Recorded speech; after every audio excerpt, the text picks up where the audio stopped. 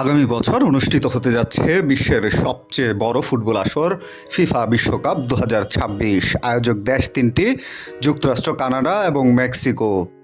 16 ভেন্যুতে হবে 104টি ম্যাচ। আর এই ঐতিহাসিক আয়োজন সফল করতে বিপুল সংখ্যক স্বেচ্ছাসেবী নিয়োগ দিচ্ছে ফিফা। 65,000 স্বেচ্ছাসেবীর একজন হতে পারেন আপনিও।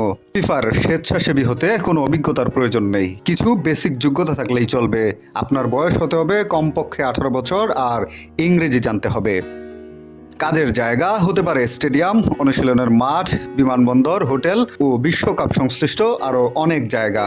মাঠ পরিচালনা, দর্শকদের সেবা, লজিস্টিক সহ নানা গুরুত্বপূর্ণ দায়িত্ব পালন করবেন স্বেচ্ছাসেবীরা।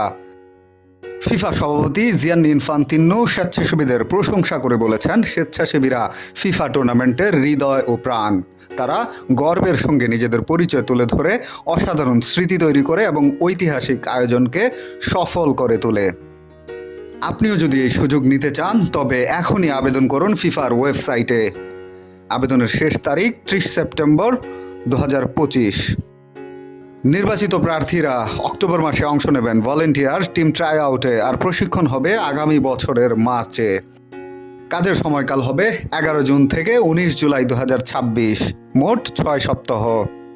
প্রতিজনকে করতে হবে 8টি শিফট। কানাডায় কাজের জন্য ফরাসি ভাষা আর মেক্সিকোয় স্পেনিশ ভাষা জানা থাকলে বাড়তি সুবিধা মিলবে।